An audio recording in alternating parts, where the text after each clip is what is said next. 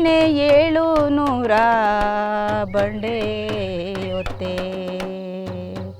ಜನೆ ಮರಕರ ಬಂದನು ಜನೆ ಮರಕ್ಕೆ ಕಾಲ. ಇವರು ಕಾಡು ಮಕ್ಕಳ ಹಕ್ಕುಗಳ ಹೋರಾಟಕ್ಕೆ ಧ್ವನಿಯಾದವರು. ಆದಿವಾಸಿಗಳ ಭೂ ಹಕ್ಕುಗಳು, ಜೀವನೋಪಾಯ ಹಾಗೂ ಮಾನವೀಯ ಹಕ್ಕುಗಳಿಗಾಗಿ ನಡೆದ ಸಾಮಾಜಿಕ ಚಳುವಳಿಯಾದ ದಿಡ್ಡಳ್ಳಿ ಹೋರಾಟದ ಪ್ರಮುಖ ರೂವಾರಿಯಾದವರು. ಇವರೇ ದಿಡ್ಡಳ್ಳಿ ಜಿ.ಕೆ. ಮುತ್ತಮ್ಮ.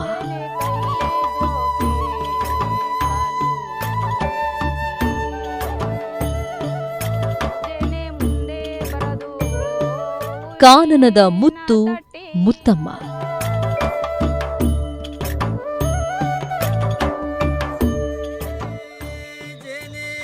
ಮುತ್ತಮ್ಮ ಅವರು ತಮ್ಮ ಸಮುದಾಯದ ಅಸ್ತಿತ್ವಕ್ಕಾಗಿ, ರಕ್ಷಣೆಗಾಗಿ ವ್ಯವಸ್ಥೆಯ ವಿರುದ್ಧ ತಮ್ಮ ದೇಹವನ್ನೇ ಶಸ್ತ್ರವಾಗಿ ಬಳಸಿಕೊಂಡು ವಿವಸ್ತ್ರರಾಗಿ ಬೆತ್ತಲೆ ಹೋರಾಟ ಮಾಡುವ ಮೂಲಕ ಆದಿವಾಸಿ ಸಮುದಾಯಕ್ಕೆ ನ್ಯಾಯ ನೀಡುವಂತೆ ತೀವ್ರ ಸ್ವರೂಪದಲ್ಲಿ ಪ್ರತಿಭಟಿಸಿದರು. ಇವರ ಗಟ್ಟಿಯಾದ ಧ್ವನಿ, ಹಿಂಜರಿಯದ ನಿಲುವು ಮತ್ತು ಮನಸ್ಸಿನ ದೃಢತೆ ಇಡೀ ಸಮುದಾಯಕ್ಕೆ ಬೆಂಬಲವಾಯಿತು.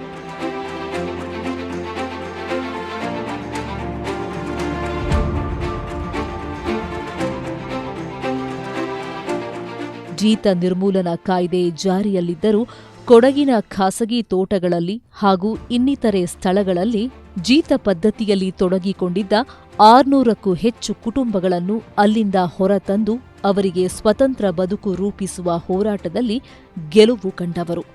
ಸರ್ಕಾರದ ಸವಲತ್ತುಗಳಿಂದ ವಂಚಿತರಾದವರಿಗೆ ತಾವೇ ಸ್ವತಃ ನಿಂತು ಸೌಲಭ್ಯಗಳನ್ನು ದಕ್ಕುವಂತೆ ಮಾಡಿದವರು. ತಮ್ಮ ಹಾಡಿಗಳಲ್ಲಿ ಕಷ್ಟಕರ ಪರಿಸ್ಥಿತಿಗಳು ಎದುರಾದರೆ ಅದಕ್ಕೆ ಮುತ್ತಮ್ಮ ಅವರೇ ಪರಿಹಾರ ರೂಪದಲ್ಲಿ ಕಾಣುತ್ತಿದ್ದರು. ಮುತ್ತಮ್ಮ ಅವರು ಮಹಿಳೆಯಾಗಿ ಆದಿವಾಸಿ ಸಮುದಾಯಕ್ಕೆ ಸ್ಫೂರ್ತಿಯ ಚಿಲುಮೆಯಾಗಿದ್ದಾರೆ.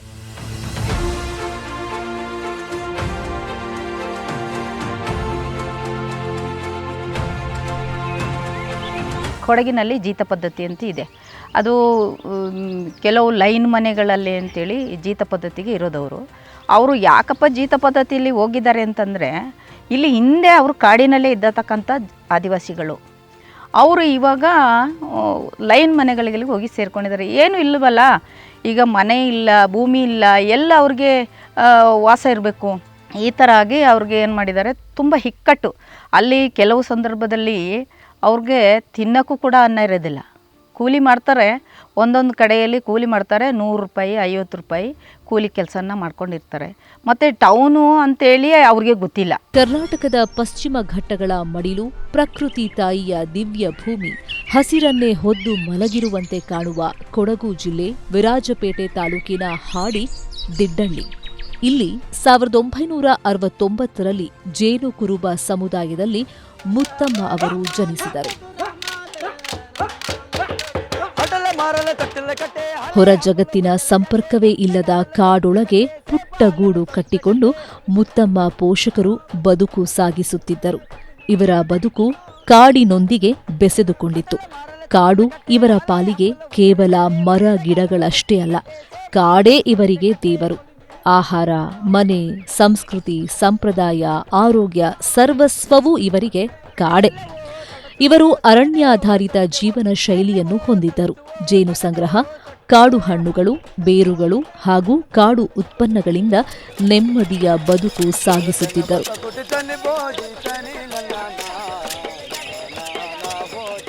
ಕಾಲಕ್ರಮದಲ್ಲಿ ಅರಣ್ಯ ಇಲಾಖೆಯ ಕೆಲವು ನಿಯಮಗಳಿಂದ ಇವರು ತಮ್ಮ ಪಾರಂಪರಿಕ ನೆಲದಿಂದ ಬೇರ್ಪಟ್ಟು ಸಾಂಪ್ರದಾಯಿಕ ಭೂಮಿಯನ್ನು ಕಳೆದುಕೊಂಡರು. ಇದರಿಂದ ಇವರ ಜೀವನೋಪಾಯವು ಕೈತಪ್ಪಿತು. ಅರಣ್ಯ ಪ್ರದೇಶಗಳಲ್ಲಿ ಕೆಲಸ ಮಾಡುವ ಹಕ್ಕು ಕಳೆದುಕೊಂಡ ಪರಿಣಾಮ ಇವರು ಜೀವನೋಪಾಯಕ್ಕಾಗಿ ಖಾಸಗಿ ತೋಟಗಳಲ್ಲಿ ಕೂಲಿ ಕೆಲಸಕ್ಕೆ ಹಾಗೂ ಜೀತಕ್ಕಾಗಿ ಸೇರ್ಪಡೆಗೊಳ್ಳಲು ಆರಂಭಿಸಿದರು. ಇದರಿಂದ ಸಾಮಾಜಿಕ ಅಸಮಾನತೆ ಉಂಟಾಯಿತು. ಆರ್ಥಿಕ ಶೋಷಣೆ ಹೆಚ್ಚಾಯಿತು. ಇದರಿಂದ ತಮ್ಮ ಅಸ್ತಿತ್ವವನ್ನು ಕಳೆದುಕೊಳ್ಳಲು ಆರಂಭಿಸಿದರು. ಗಣಿ, ಅಣೆಕಟ್ಟು, ರೆಸಾರ್ಟ್ ನಿರ್ಮಾಣದ ಹೆಸರಲ್ಲಿ ಬಲವಂತವಾಗಿ ಕಾಡಿನಿಂದ ಹೊರದೂಡಲ್ಪಟ್ಟರು.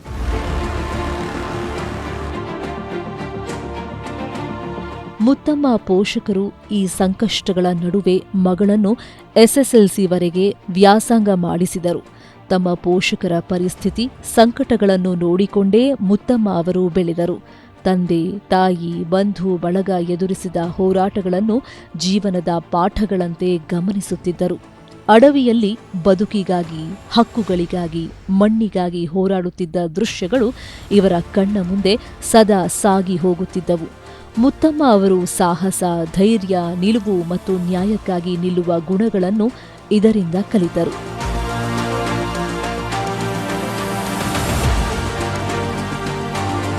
ಈಗ ಅವರ ಸಮಸ್ಯೆಗಳನ್ನೆಲ್ಲ ನಾನು ಸಂಗ್ರಹಿಸ್ತಿದ್ದೆ. ಕೆಲವು ಸಂದರ್ಭದಲ್ಲಿ ನೀವು ಹೇಗಿದ್ದೀರಾ, ನೀವು ಎಷ್ಟು ಕೂಲಿ ಇದೆ, ಮತ್ತು ನಿಮ್ಮನ್ನ ಹೇಗೆ ನೋಡ್ಕೋತಾರೆ, ಇದೆಲ್ಲ ಅವ್ರನ್ನ ನಾನು ವಿಚಾರಣೆ ಮಾಡ್ಕೊಳ್ತಾ ಇದ್ದೆ. ಕೆಲಸಕ್ಕೆ ಹೋಗ್ತಾ ಇದ್ದೆ. ಹಾಗಾಗಿ ಒಬ್ಬೊಬ್ಬರು ಒಂದೊಂದು ಥರ ಹೇಳೋಕ್ಕೆ ಸ್ಟಾರ್ಟ್ ಮಾಡಿದ್ರು. ಆವಾಗ ನಾನು ಹೇಳಿದೆ, ನೋಡಿಯಪ್ಪ, ನೀವು ಹೀಗೆ ಇದ್ದರೆ ನೀವು ಹೊರಪ್ರಪಂಚನ ಹೇಗೆ ನೋಡೋದು? ನೀವು ಒಂದಷ್ಟು ಜನ ಎಲ್ಲರೂ ಸೇರಿಕೊಂಡು ಬನ್ನಿ, ನಾವು ಇದ್ದ ಪ್ಲೇಸಿಗೆ ಯಾಕೂ ಹೋಗಬಾರ್ದು ಅಂತ ನಾನು ಹೇಳಿದೆ. ಆದಿವಾಸಿ ಸಮುದಾಯದ ಸಮಸ್ಯೆಗಳನ್ನು ಸೂಕ್ಷ್ಮವಾಗಿ ಗಮನಿಸುತ್ತಿದ್ದ ಸರ್ಕಾರ ಇವರಿಗೆ ಭದ್ರತೆ ಒದಗಿಸಬೇಕೆಂಬ ಉದ್ದೇಶದಿಂದ 2006ರಲ್ಲಿ ಅರಣ್ಯ ಹಕ್ಕು ಕಾಯ್ದೆ ಜಾರಿಗೊಳಿಸಿತು. ಈ ಕಾಯ್ದೆಯಿಂದ ಅರಣ್ಯದಲ್ಲೇ ಬದುಕು ಕಟ್ಟಿಕೊಂಡ ಜನರ ಅಸ್ತಿತ್ವ, ಹಕ್ಕು, ಗೌರವ ಮತ್ತು ಬದುಕಿನ ಭದ್ರತೆಗಾಗಿ ಈ ಕಾಯ್ದೆ ಬಲವಾದ ಕಾನೂನು ರಕ್ಷಣೆಯನ್ನು ಒದಗಿಸಿತು. ಈ ಕಾಯ್ದೆಯಿಂದ ಅರಣ್ಯ ಪ್ರದೇಶಗಳಲ್ಲಿ ಪೀಳಿಗೆಗಳಿಂದ ವಾಸಿಸುತ್ತಿರುವ ಆದಿವಾಸಿಗಳಿಗೆ ಭೂಮಿಯ ಮೇಲೆ ಕಾನೂನುಬದ್ಧ ಸ್ವಾಮ್ಯ ಹಕ್ಕು ನೀಡಿತು. ಇದು ಆದಿವಾಸಿ ಸಮುದಾಯಕ್ಕೆ ಸ್ವಲ್ಪ ಮಟ್ಟಿಗೆ ನೆರವಾಯಿತು. ಆದರೆ ಈ ಕಾಯ್ದೆಯ ಹಲವು ತೊಡಕುಗಳಿಂದಾಗಿ ಪೂರ್ಣ ಪ್ರಮಾಣದಲ್ಲಿ ಈ ಕಾಯ್ದೆ ಅನುಷ್ಠಾನಗೊಳ್ಳಲು ಸಾಧ್ಯವಾಗಲಿಲ್ಲ. ಇದರಿಂದಲೇ ದಿಡ್ಡಳ್ಳಿ ಹೋರಾಟದಂತಹ ಹಲವು ಚಳುವಳಿಗಳು ಹುಟ್ಟಿಕೊಳ್ಳಲು ಕಾರಣವಾಯಿತು ಎನ್ನುತ್ತಾರೆ ಜಿ.ಕೆ. ಮುತ್ತಮ್ಮ ಅವರು. ನಮ್ಮದು ಹಕ್ಕು ಅನ್ನೋದು ಇಲ್ಲೇ ಇಲ್ವಾ ನಮಗೆ ಅಂತ ನನಗೂ ಅನ್ನಿಸ್ತು. ಆಗ ನಮಗೆ ಒಂದಷ್ಟು ಜನಕ್ಕೆ ನಾನು ಮಾಹಿತಿಗಳನ್ನು ಕೊಟ್ಟೆ. ನೋಡಿ, ನಾವು ಒಂದು ಹೋರಾಟನೇ ಮಾಡಬೇಕಾಗ್ತದೆ, ಆ ಸಂದರ್ಭದಲ್ಲಿ ನೀವೆಲ್ಲರೂ ನನಗೆ ಕೈ ಜೋಡಿಸ್ಬೇಕಾಗ್ತದೆ ಅಂತ ಕೇಳ್ಕೊಂಡಾಗ ನಮ್ಮ ಜನತೆ ಇವತ್ತು ತುಂಬ ಖುಷಿಪಟ್ಟರು. ನಾವು ಬರೋಣ, ನಾವು ಎಲ್ಲ ಸೇರ್ತೀವಿ ಅಂತ. ಕೊನೆಯ ಕಾಲದಲ್ಲಿ ಎಲ್ಲರೂ ಗುಡಿಸಿಲುಗಳನ್ನ ಹಾಕ್ಕೊಂಡ್ವಿ, ಡಿಬೇಟ್ ಆದ್ವಿ. ಇದೇ ಜಾಗದಲ್ಲಿ ಇಲ್ಲಿಂದ ಹಿಡಿದು ಸುಮಾರು ತಟ್ಟಳಿ ಭಾಗದಲ್ಲಿ ಅಂತಲೂ ಕೂಡ ಇದೆ.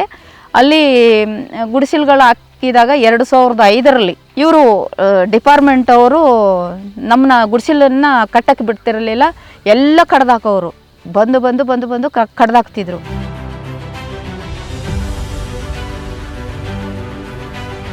ಕೊಡಗು ಜಿಲ್ಲೆಯ ಕಾಫಿ ತೋಟಗಳಲ್ಲಿ ಹಲವು ದಶಕಗಳಿಂದ ಹಲವಾರು ಆದಿವಾಸಿ ಕುಟುಂಬಗಳು ಜೀತ ಪದ್ಧತಿಯಲ್ಲಿ ಸಿಲುಕಿಕೊಂಡು ನಲುಗಿದ್ದವು.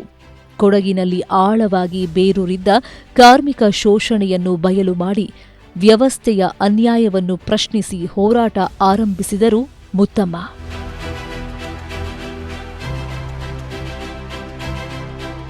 ಅಂದರೆ ನಮ್ಮ ಜನಗಳು ಇಲ್ಲಿ ತುಂಬ ಮುಗ್ಧ ಜನಗಳು ಸಹ. ನಮಗೆ ಎಜುಕೇಷನ್ ಇಲ್ಲದಿರ್ಬೋದು, ಹಾಗಾಗಿ ಇಲ್ಲದಕ್ಕೋಸ್ಕರನೇ ಇವ್ರುಗಳು ಏನು ಮಾಡ್ತಾ ಇದ್ದಾರೆ, ನಮ್ಮನ್ನು ಇಲ್ಲಿಂದ ಬೇರೆ ಕಡೆಗೆ ತೆರವು ಮಾಡೋದು. ಇವ್ರಿಗೇನು ಗೊತ್ತಿಲ್ಲದಕ್ಕೋಸ್ಕರ ಇವ್ರನ್ನ ಬೇರೆ ಕಡೆ ತೊಗೊಂಡೋಗೋದು, ತೆಗಿಬೇಕು ಅಂತ ಇವರದು ಒಂದು ಮನೋಭಾವನೆ. ಆದರೆ ನಮಗೆ ಎಜುಕೇಷನ್ ಇಲ್ಲದಿರ್ಬೋದು ಸಹ, ನಾವು ನಮ್ಮದೇ ಆದ ಒಂದು ಹಕ್ಕನ್ನು ನಾವು ಕೇಳ್ತಾ ಇದ್ದೀವಿ. ನಮ್ಮದೇ ಆದ ಒಂದು ಹಕ್ಕು ನಮಗೆ ಸಿಗಲೇಬೇಕು. ಇವತ್ತು ಕಾನೂನು ಕಾಯ್ದೆ ಆ್ಯಕ್ಟಲ್ಲಿ ಏನು ಬಂದಿದೆಯೋ ಅದು ನಮಗೆ ಸಿಗ್ತಾ ಇಲ್ಲ. ಈ ಶೋಷಣೆಯ ಸರಪಳಿಯಿಂದ ಹೊರಬರಲು ಹಲವಾರು ದಶಕಗಳಿಂದಲೂ ಪ್ರಯತ್ನಿಸುತ್ತಿದ್ದರೂ ಅವರಿಗೆ ನಾಯಕತ್ವದ ಕೊರತೆ ಎದ್ದು ಕಾಣುತ್ತಿತ್ತು. ಇದೆಲ್ಲವನ್ನು 2014ರಿಂದ 2015ರವರೆಗೆ ಮುತ್ತಮ್ಮ ಅವರು ತೋಟಗಳಲ್ಲಿ ಕೆಲಸ ಮಾಡುವ ಕುಟುಂಬಗಳ ಅಸ್ಥಿರ ಬದುಕು ಹಾಗೂ ಮಕ್ಕಳನ್ನು ಶಾಲೆಗೆ ಕಳುಹಿಸಲು ಅವಕಾಶದ ಕೊರತೆ, ಮಹಿಳೆಯರ ಸುರಕ್ಷತೆಯ ಕೊರತೆ, ಸಾಲದ ಮಾಲೀಕರ ದಬ್ಬಾಳಿಕೆಯನ್ನು ನಿರಂತರವಾಗಿ ಗಮನಿಸುತ್ತಿದ್ದರು.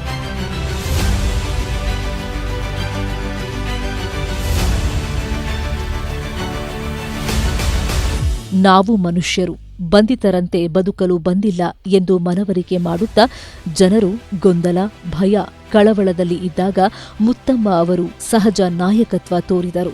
ಮಾತಿನ ಒತ್ತಡಕ್ಕಿಂತ ನಿಲುವಿನ ದೃಢತೆ, ಧ್ವನಿಯ ಬಲ ಮತ್ತು ಜನರ ಪರ ನಿಲ್ಲಲು ಅವರ ಧೈರ್ಯಕ್ಕೆ ಎಲ್ಲರೂ ಒಗ್ಗೂಡತೊಡಗಿದರು. ಮಹಿಳೆಯಾಗಿದ್ದರೂ ಪುರುಷ ಪ್ರಧಾನ ಚಳುವಳಿಗಳಲ್ಲೂ ಅವರು ಹಿಂದೆ ಸರಿಯದೆ ಮುಂಚೂಣಿಯಲ್ಲಿ ನಿಂತು ಹೋರಾಟಕ್ಕೆ ಬಲ ತುಂಬಿದರು.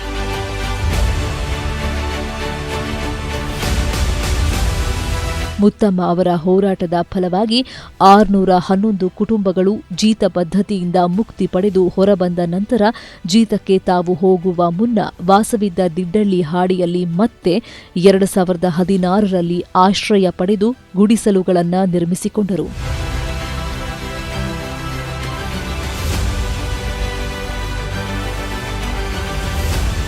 2016ರ ಡಿಸೆಂಬರ್ನಲ್ಲಿ ತಾವು ನಿರ್ಮಿಸಿಕೊಂಡಿದ್ದ ಗುಡಿಸಲುಗಳನ್ನು ತೆರವುಗೊಳಿಸಲು ಆರಂಭಿಸಿದರು. ಗುಡಿಸಲುಗಳು ನೆಲಕಚ್ಚಿದವು. ಮಹಿಳೆಯರು, ಮಕ್ಕಳು ತೀವ್ರ ಸಂಕಷ್ಟಕ್ಕೆ ಗುರಿಯಾದರು.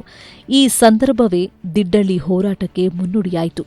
ನಾವು ಈ ಸಮಯವನ್ನು ಉಪಯೋಗಿಸಿಕೊಳ್ಳದಿದ್ದರೆ ನೆಲಕಚ್ಚಿಬಿಡುತ್ತೇವೆ ಎಂದು ಅರಿತ ಮುತ್ತಮ್ಮ ದಿಡ್ಡಳ್ಳಿ ಹಾಡಿಯನ್ನೇ ತಮ್ಮ ಹೋರಾಟದ ಕೇಂದ್ರವನ್ನಾಗಿ ಮಾಡಿಕೊಂಡರು. ಸಭೆಗಳನ್ನು ನಡೆಸಿದರು. ಜನರಿಗೆ ತಮ್ಮ ಹಕ್ಕುಗಳ ಬಗ್ಗೆ ಅರಿವು ಮೂಡಿಸಿದರು. ಅಧಿಕಾರಿಗಳ ಮುಂದೆ ಸಮುದಾಯದ ಬೇಡಿಕೆಗಳನ್ನು ಸತ್ಯತೆ ಮತ್ತು ಸ್ಪಷ್ಟತೆಯಿಂದ ಮಂಡಿಸುತ್ತಾ ಸಮೂಹ ಹೋರಾಟಕ್ಕೆ ಮುತ್ತಮ್ಮ ಅವರು ದಿಕ್ಕು ತೋರಿಸಿದರು.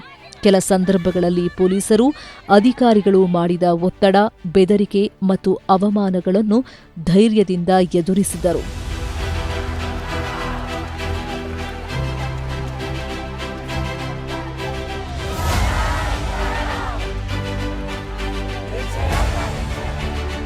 ಇವರ ಸಾಮಾನ್ಯ ಪ್ರತಿಭಟನೆ, ಕೂಗು, ಮನವಿಗೆ ಬೆಲೆ ಸಿಗದೇ ಇದ್ದಾಗ ಮತ್ತೊಂದು ತೀವ್ರತರವಾದ ಪ್ರತಿಭಟನೆಗೆ ಮುತ್ತಮ್ಮ ಅವರು ಮುಂದಾಗುತ್ತಾರೆ. ಅದೇ ಬೆತ್ತಲೆ ಹೋರಾಟ. ನಮ್ಮ ಜನಗಳಿಗೆ ತುಂಬ ಇಕ್ಕಟ್ಟನ್ನು ತಗೊಬಂದರು. ಇಲ್ಲ, ಅವರನ್ನ ತೆರವು ಮಾಡಬೇಕು ಅಂತ ಮತ್ತೆ ಸ್ವಲ್ಪ ಮಾಹಿತಿಗಳು ಬರ್ತಾಯಿತ್ತು ನನಗೆ. ಹಾಗಾಗಿ ನಾನು ಹೇಳಿದೆ, ಮತ್ತೊಂದು ಸರಿ ನಾನು ನ್ಯೂಸ್ ಮಾಡಿದೆ, ಯಾವುದೇ ಕಾರಣಕ್ಕೂ ನನ್ನ ಸಮುದಾಯದ ಮೇಲೆ ನೀವು ನ್ಯಾಯವಶ್ಯಕವಾಗಿ ಏನಾದರೂ ತೆರವು ಮಾಡೋದಲ್ಲಿ ಇದ್ದರೆ ನಾನು ಬೆತ್ತಲೆ ಹೋರಾಟನ ಸ್ಟಾರ್ಟ್ ಮಾಡ್ತೀನಿ ಅಂತೇಳಿ ನಾನು ಮೊದಲೇ ಸ್ಟೇಟ್ಮೆಂಟನ್ನು ಕೊಟ್ಟಿದ್ದೆ.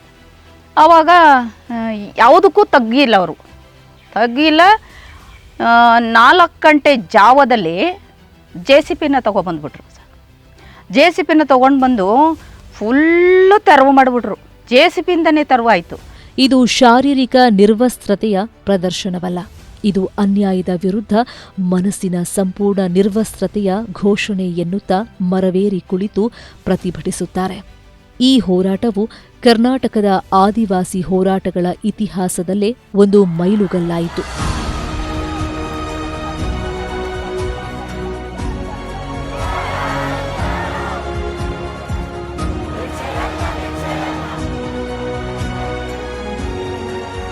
ಇವರ ಈ ಹೋರಾಟದಿಂದ ಸರ್ಕಾರ ಇವರ ಸಮಸ್ಯೆಗಳಿಗೆ ಸ್ಪಂದಿಸಲು ಆರಂಭಿಸಿತು. ಜನ ಜಾಗೃತರಾದರು.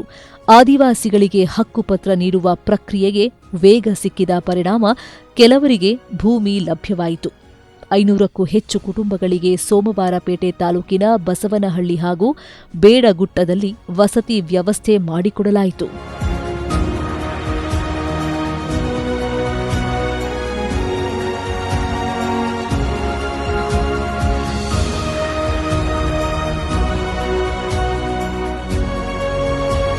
ಮುತ್ತಮ್ಮ ಅವರು ಇಂದಿಗೂ ಸಾಮಾಜಿಕ ಕಳಕಳಿಯನ್ನು ಇಟ್ಟುಕೊಂಡು ಕೆಲಸ ಮಾಡುತ್ತಿದ್ದಾರೆ.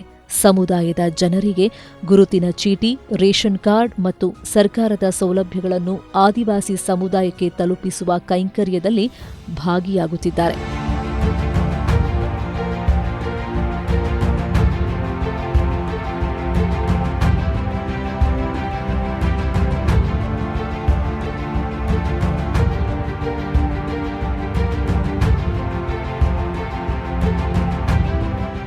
ಮುತ್ತಮ್ಮನವರು ನಮ್ಮ ಶಾಲೆಗೆ ಹಲವಾರು ಕೊಡುಗೆಗಳನ್ನ ನೀಡಿದ್ದಾರೆ. ಯಾಕೆಂದರೆ ಕ್ಷೀಣಿಸಿ ಹೋಗುವಂತಹ ವಿದ್ಯಾರ್ಥಿಗಳ ಗೈರು ಹಾಜರಿಯನ್ನು ಉತ್ತಮಪಡಿಸ್ಕೊಳ್ಳೋಕ್ಕೆ ಅವರು ಕೂಡ ತುಂಬ ಕಷ್ಟವನ್ನು ಪಡ್ತಾ ಇದ್ದಾರೆ. ಮತ್ತು ಏನೇ ಆಗಲಿ ಶಾಲೆಗೆ ಸಂಬಂಧಪಟ್ಟಿದ್ದ ಶೈಕ್ಷಣಿಕ ಚಟುವಟಿಕೆಗಳು ಕೂಡ ಅವರು ತುಂಬ ಭಾಗಿಯಾಗ್ತಾರೆ. ಎಲ್ಲರೂ ಮಕ್ಕಳುಗಳು ಪೋಷಕರ ಸಭೆಯಲ್ಲಿ ಏನಾರು ಒಂದು ಮಕ್ಕಳು ಬರೆದಿದ್ದ ಸಂದರ್ಭದಲ್ಲೂ ಕೂಡ ಆ ಪೋಷಕರಿಗೆ ಮನವರಿಕೆ ಮಾಡಿ ಪ್ರತಿಯೊಂದು ಶಾಲೆ ವಿದ್ಯಾರ್ಥಿ ಅವರಲ್ಲಿ ಹುರಿದುಂಬಿಸಿ ಹೇಗಾರು ಮಾಡಿ ಒಂದು SSLCವರೆಗೂ ಕಷ್ಟಪಟ್ಟು ಒಂದು ಸೆಕೆಂಡ್ PUC ಡಿಗ್ರಿ ಗಂಟ ಹೋಗಬೇಕು ಅಂತ ಅವ್ರು ಮಾನದಟ್ಟು ಮಾಡುವಂಥ ಕೆಲಸಗಳನ್ನ ಅವ್ರು ಮಾಡ್ತಿದ್ದಾರೆ. ಮತ್ತು ಈ ಶಾಲೆಗೆ ಸಂಬಂಧಪಟ್ಟಂಗೆ ಅವರು ಶಾಲೆಗೆ ಬರೋದು, ಇಲ್ಲಿ ಯಾವುದೇ ಒಂದು ಸಮಾರಂಭ ಆಗಿರಲಿ, ಆಮೇಲೆ ಒಂದು ರಾಷ್ಟ್ರೀಯ ಹಬ್ಬಗಳಾಗಿರಲಿ, ಇಲ್ಲಿ ಏನೇ ಒಂದು ಚಟುವಟಿಕೆಗಳಾದರೂ ಕೂಡ ಅವರ ನಾಯಕತ್ವದಲ್ಲಿ, ಅವರ ಮುಖಂಡತ್ವದಲ್ಲೇ ನಮ್ಮ ಶಾಲೆಯನ್ನು ನಡೀತದೆ ಅಂತ ನಾನು ಹೇಳಿ ಇಷ್ಟಪಡ್ತೀನಿ. ಮುತ್ತಮ್ಮ ಅವರ ಧ್ವನಿ ಕೇವಲ ಆಕ್ರೋಶದ ಧ್ವನಿಯಲ್ಲ, ಅಸ್ತಿತ್ವದ ಹಕ್ಕಿಗಾಗಿ ತಲೆ ತಗ್ಗಿಸದೆ ನಿಲ್ಲುವ ಜನಶಕ್ತಿಯಾಗಿತ್ತು. ಇವರು ತಮ್ಮ ಹೋರಾಟದ ಉದ್ದಕ್ಕೂ ಜೈಲುವಾಸ ಅನುಭವಿಸಿದರು. ಸೀಮೆ ಎಣ್ಣೆ ಸುರಿದುಕೊಂಡು ಆತ್ಮಹತ್ಯೆಗೆ ಯತ್ನಿಸುತ್ತಾ ಪ್ರತಿಭಟಿಸಿದರು. ನ್ಯಾಯಕ್ಕಾಗಿ ಹಲವು ವರ್ಷಗಳು ಕೋರ್ಟ್ ಮೆಟ್ಟಿಲೇರಿ ನ್ಯಾಯ ಪಡೆದರು. ಆದರೆ ಈ ಹೋರಾಟದಿಂದ ಎಲ್ಲವೂ ಸಾಧ್ಯವಾಗಿಲ್ಲ. ಸಮುದಾಯಕ್ಕೆ ಸಿಗಬೇಕಾಗಿರುವುದು ಸಾಕಷ್ಟಿದೆ. ಜೊತೆಗೆ ಸಮುದಾಯದಲ್ಲೂ ಬದಲಾವಣೆಯ ಅವಶ್ಯಕತೆ ಇದೆ ಎನ್ನುತ್ತಾರೆ ಮುತ್ತಮ್ಮ ಅವರು.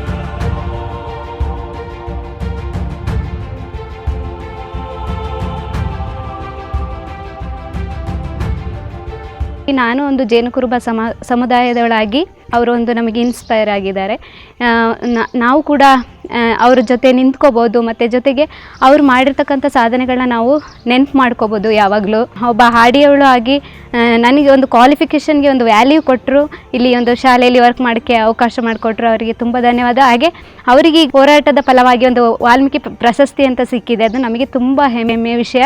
ಅವ್ರ ಸಾಧನೆ ಬಗ್ಗೆ ನಾನು ಹೇಳೋಕ್ಕಾದ್ರೆ ಒಳ್ಳೆ ಸಾಧನೆ ಮಾಡಿದ್ದಾರೆ. ಯಾಕೆಂದರೆ ಒಂದು ಹೆಣ್ಣು ಮಗಳು ಒಂದು ವಿಷಯ ಹೇಳೋಕ್ಕಾದ್ರೆ ನಾನು ಹೇಳಿದ ಪ್ರಕಾರ ಅಂತೇಳಿ ಒಂದು ಯಾರು ಬೆತ್ತಲೆ ಪ್ರತಿಭಟನೆ ಮಾಡಲ್ಲ ಒಂದು ಹೆಣ್ಣು ಜಗಳ.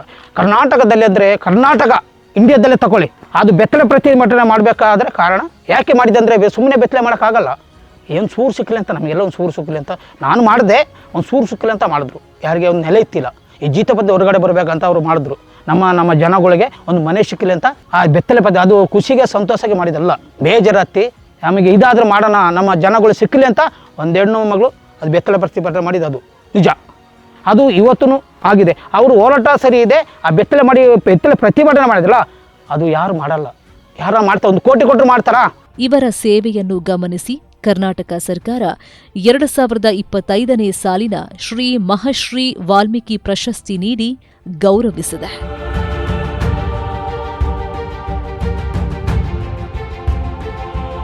CM ಮುಖಾಂತರ ನನಗೆ ಒಂದು ಆ ಹೋರಾಟವನ್ನು ನೋಡಿ ಇವತ್ತು ಅವರು ಗುರುತಿಸಿದ್ದಾರೆ ಅಂದಾಗ ನನಗೆ ತುಂಬ ಹೆಮ್ಮೆ ಅನಿಸ್ತು, ಮತ್ತು ಒಂಥರ ಬೇಜಾರಾಯಿತು. ಯಾಕೆಂತಂದರೆ ನನ್ನ ಸಮುದಾಯಕ್ಕೆ ಇಷ್ಟು ಮಾಡಿ ಇಂಥದ್ದು ಒಂದು ಪ್ರಶಸ್ತಿ ತಗೊಳ್ಬೇಕಾದ್ರೆ ಆ ಜಮೀನು ಸಿಕ್ಕಿಲ್ವಲ್ಲ ಅಂತೇಳಿ ನನಗೊಂದು ಬೇಜಾರದ ಸಂಗತಿ ಸರ್. ಹಾಗಾಗಿ ನನ್ನ ಆ ಫೈಟಿಗೆ ಅದೊಂದು ಸಿಕ್ಕಿ ನಾನು ಪ್ರಶಸ್ತಿ ತಗೊಂಡಿದ್ರೆ ನನಗೊಂದು ತುಂಬ ಹೆಮ್ಮೆ ಅನ್ನಿಸ್ತಿತ್ತು. ಹಾಗಾಗಿ ನನಗೆ ಈ ಸಂದರ್ಭದಲ್ಲಿ ನಮ್ಮ CM ಆದ ಸಿದ್ದರಾಮಯ್ಯನವ್ರಿಗೂ ಕೂಡ ಜನತೆಯ ಪರವಾಗಿ ನನ್ನ ಪರವಾಗಿ ಅಭಿನಂದನೆ ಕೂಡ ನಾನು ಈ ಸಂದರ್ಭದಲ್ಲಿ ಹೇಳ್ತೀನಿ ಸರ್.